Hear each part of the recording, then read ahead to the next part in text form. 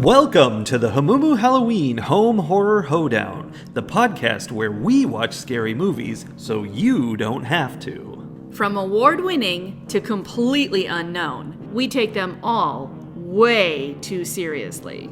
I'm your host, Mike Hummel. And I'm your host, Solange Hummel. Now, warning, we use a ghoulish number of spoilers, so watch the movies first. Second warning, we don't know anything about anything, so don't take us seriously as we take these movies seriously. Here's the deal. Yes, what's the deal? It's been a few weeks since we podcasted at y'all. First there was Thanksgiving, and then we were sick, and then there was Christmas, and then we were sick. It's been, Wait, though, between the two of us, there have been 3 big illnesses, 2 vacations, and Christmas. And 3 major holidays. 3? Well, because I feel like this all started Year's. around Thanksgiving. So Thanksgiving, Christmas, New Year's. Okay. There's a lot going on. And the world as we know it has come to an end. Oh, yeah, I forgot the world ended. Yeah. So it's been a lot in the last 2 months, but here we are. We are back. And we're kicking off our return. Yeah, we're back from our getaway with a new movie. I see what you did there. And it's a very new movie. Yes, it is a very new movie. It is the movie Get Away, written by Nick Frost. Written by Nick Frost. Directed by Nick Frost. No. And boy, was it written by Nick Frost.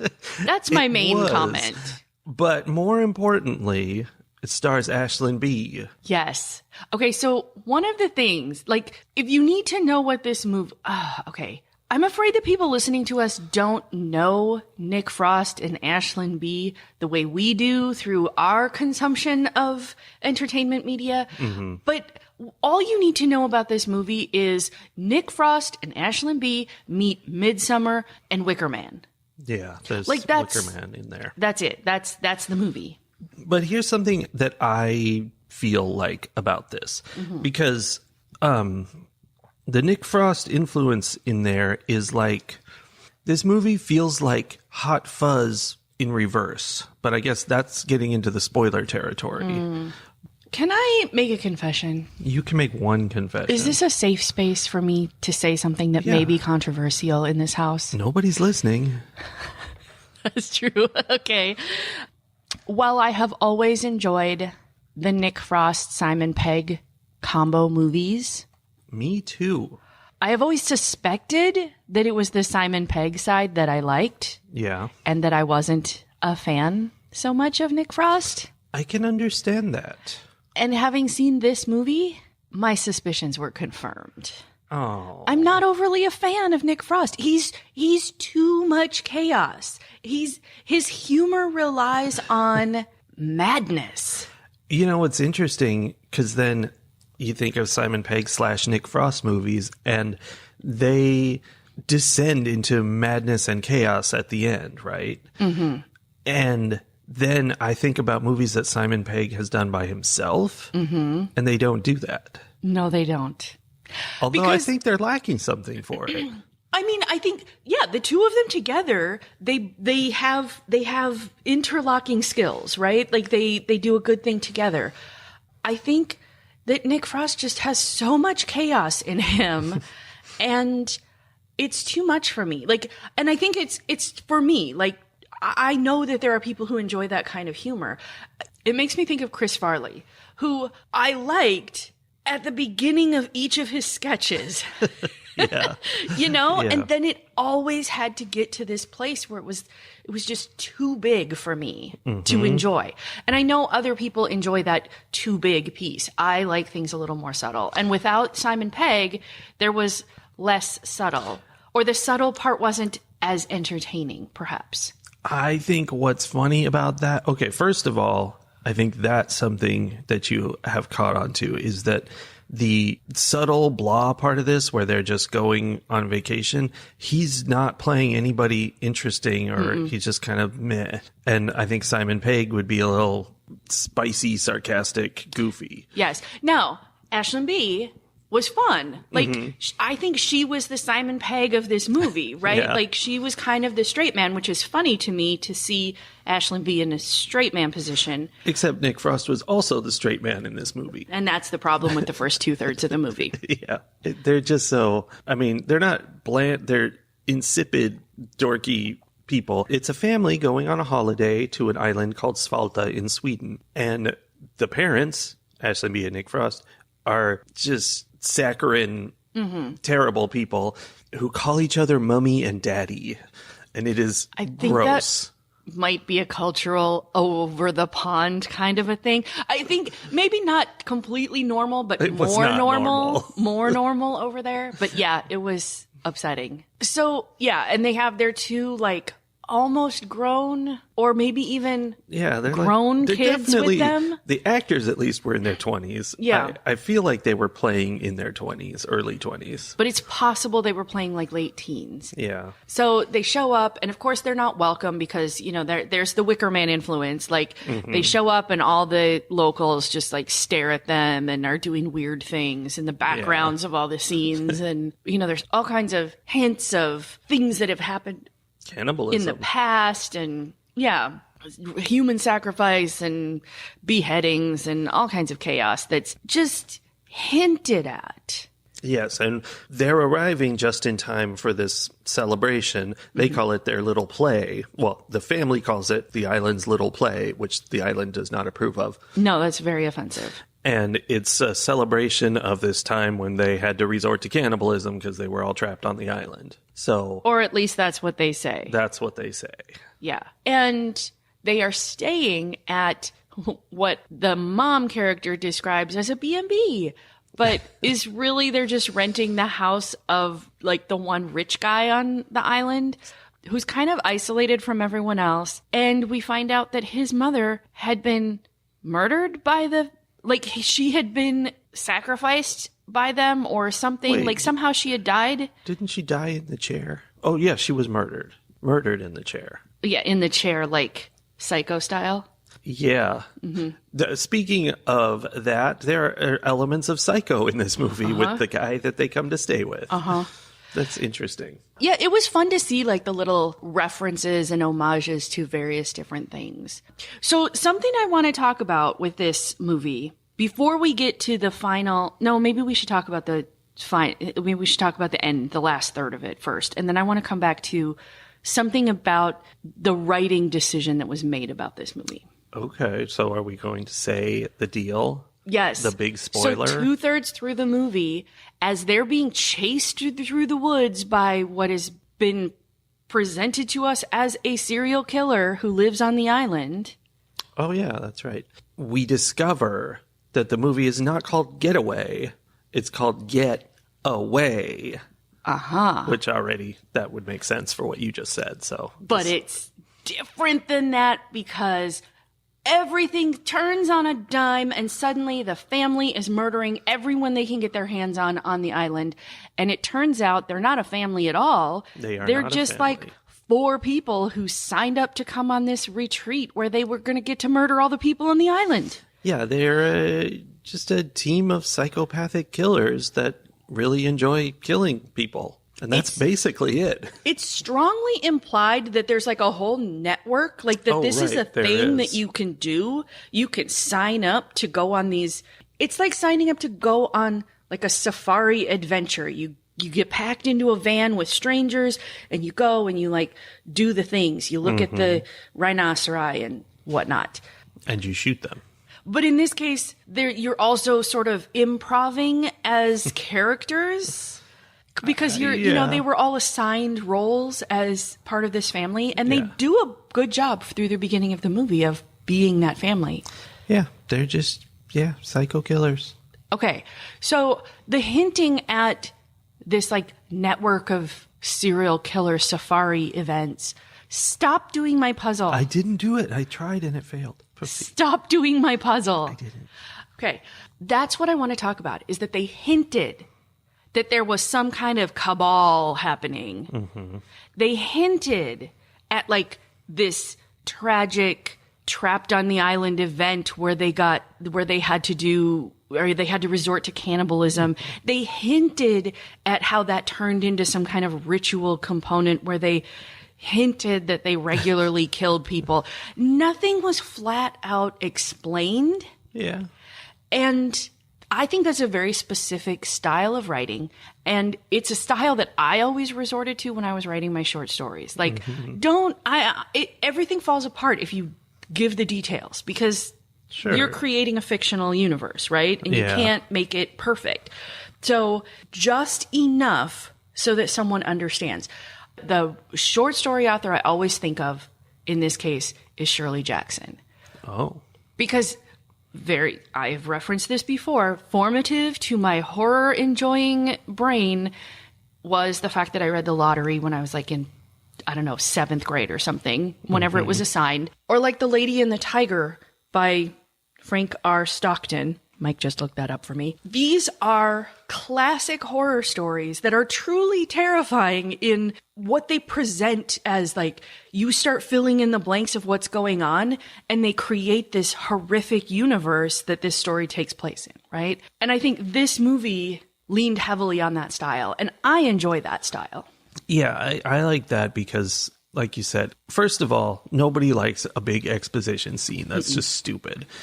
And it also immediately always falls into some trap where it's like, oh, we've had this thing for 1,000 years. And you're like, no, you couldn't have had that for 1,000 years. That doesn't make any sense. But, you know, so by just leaving it up to your imagination, you're going to make it make sense to yourself. Right. Now, it is a dangerous strategy to use in telling a story because it requires that the viewer or the person taking the story in participate in it. Because if the reader or the viewer doesn't fill in the blanks in their own mind and flesh out the universe to their own satisfaction, then they're just like, I don't understand what's going on here. There's not enough information. Why is this happening? And I often got that feedback when I was writing for my little writing group that I met with. And it was very frustrating because I'm like, yeah, I'm not doing that part. You do that part. If you don't know what's happening in there and you're having a problem with it, you need to have a better imagination. That's on you, buddy. Which I'm not sure if that's an appropriate response to feedback.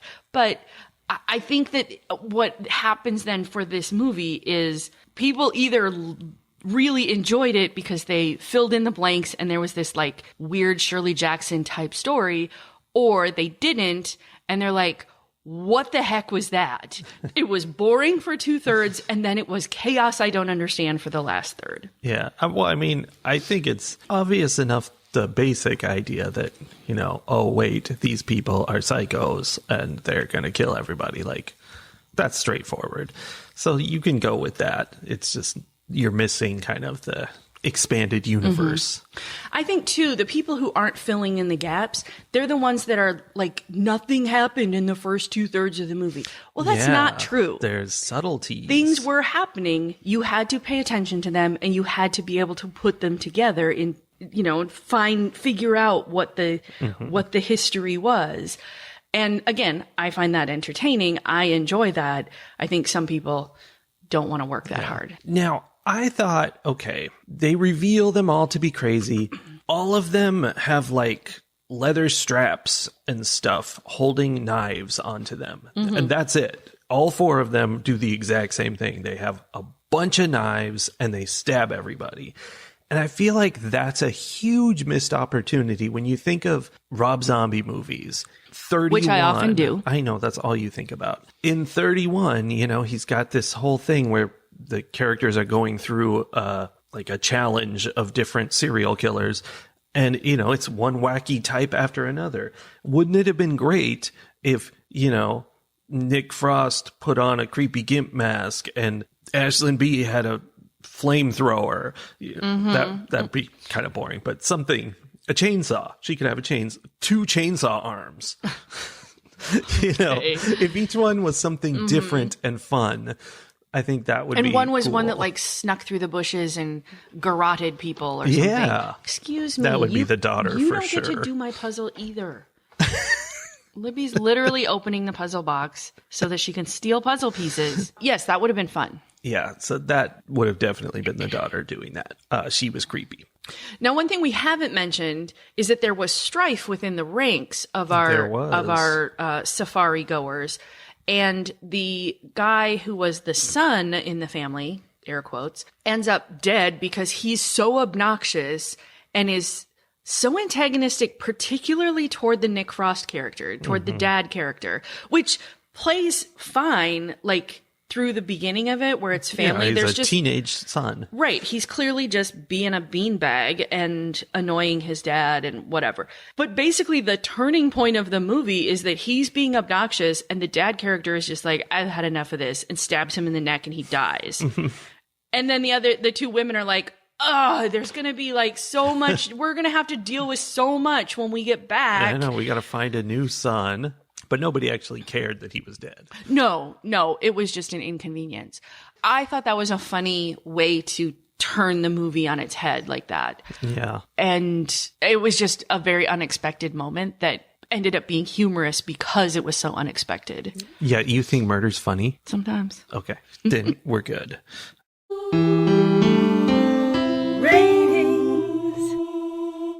How to review this movie. I feel like I kind of want to just divide up. Like, there were things I liked and things I didn't like.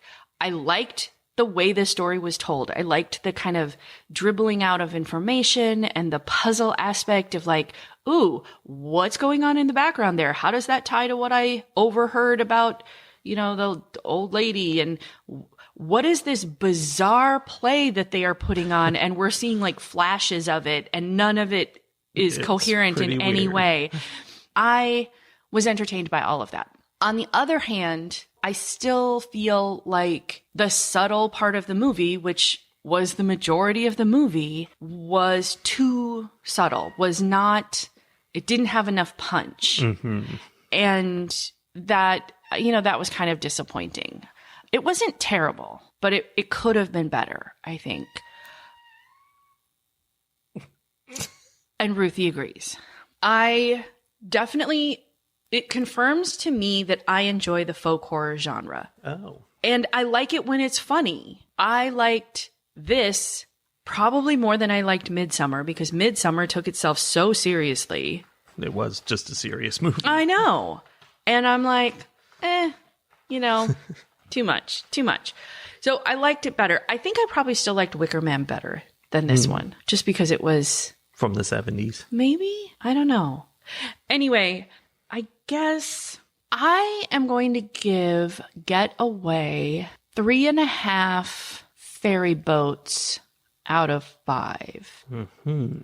It was definitely, I liked it more than I disliked it, but it's not like ending up on a list of movies that I will want to watch a lot, or that I'm probably going to remember to tell people to watch. That said, in some of the reviews that I read, they talked about how this had the potential to become a cult classic. And I do think that is true.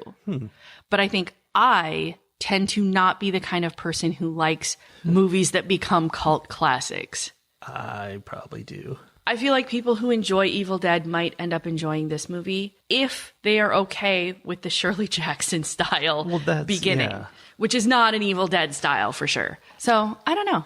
And I think that's kind of a problem with the movie, is that it goes from this very slow kind of foreboding mystery to everybody just getting stabbed to death, and wacky fun time stabbed to death too. Yeah. It kind of, it sort of is like the people who will like this movie are the Venn diagram of people who both enjoyed Midsummer and Evil Dead. Yeah. I like both of those. I actually feel very much like you do about this movie. It was very okay. I think it was just like there wasn't enough fun in those early parts that could have easily been there. Both of them are capable of doing that kind of fun acting and being goofy, but they weren't goofy enough, because they were trying to set this sort of Wicker Man tone. And I think that was a mistake. I think they could have easily had been in the world of this creepy weirdness and been, they were goofy people for sure. But do you think it's because people like Nick Frost and Ashlyn B, who are so intense don't have a good sense for that side of the emotional spectrum. How They're not like, to be intense. I don't know, like, I know I need to tone it down, but like once you get past a certain level on the dial, they're like, these all feel the same to me. I don't know what I'm doing. That makes a lot of sense.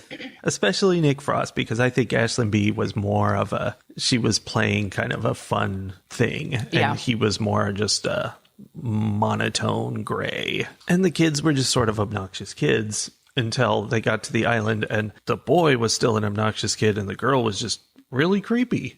And that kind of worked out, kind of made its way straight into the psycho killer part. So that was good, but not super funny, just good. So I tend to agree that this is worthy of 3.5 ferry boats out of 5, because it was enjoyable. Like, it was okay. And I had a decent time, but it just wasn't hitting the spots of what they were trying to do.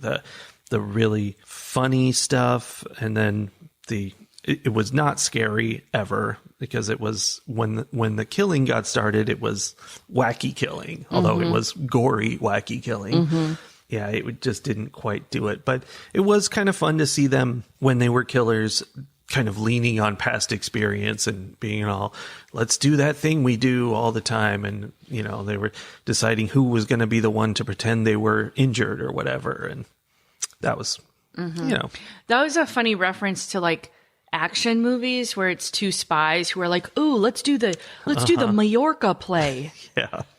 They always do the Majorca play. One thing, you did remind me of something that a negative. Oh no. You were talking about the teenage daughter and like who she became when they got to the island. And I kind of liked the creepiness of her. Yeah. What I didn't like is that they, like so many movies do, had to rely on this element of, the guy who owns the house is creeping on the teenage girl. And there was like, they had to bring in this sexual assault piece of it. And it was unnecessary, I think. Well, and I think that entire guy was a mistake, the psycho guy, because then you had also, he was wearing women's clothes, and that's weird.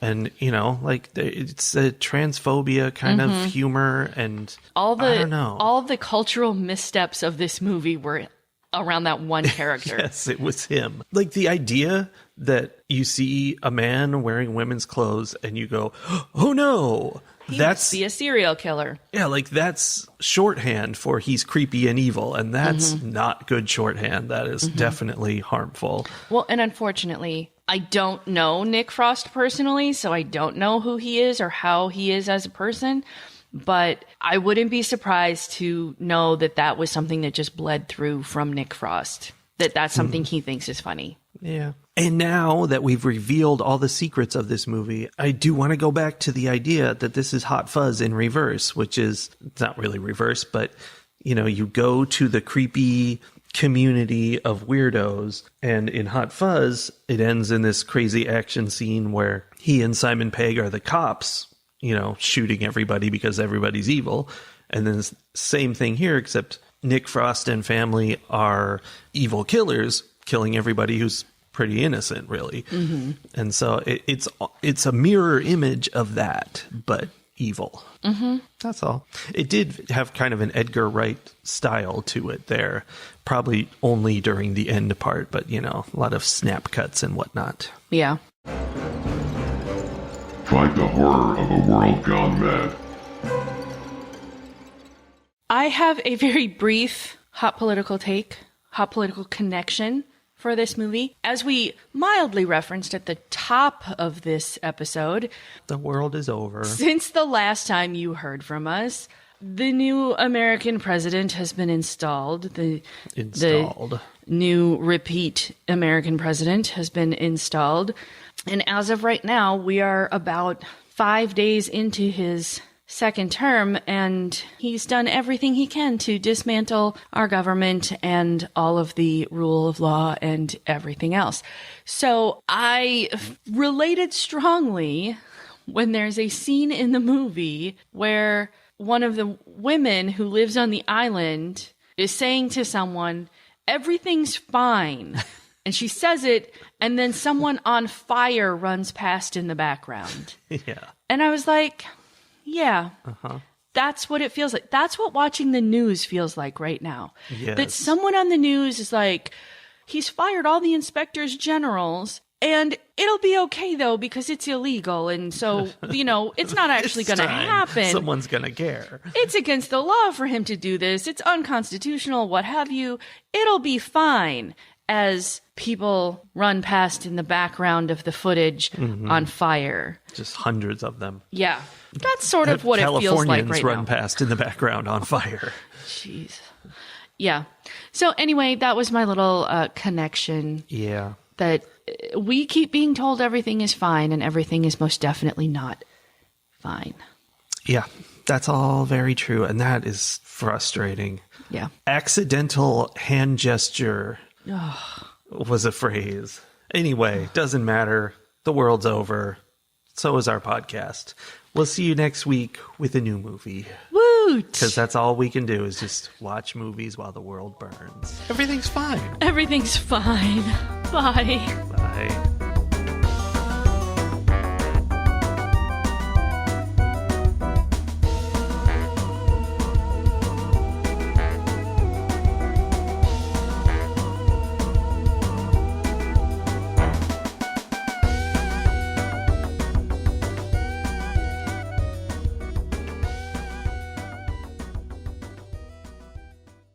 Get Out. Nope. It is the movie Get. You said get out. Nope. That's very amusing.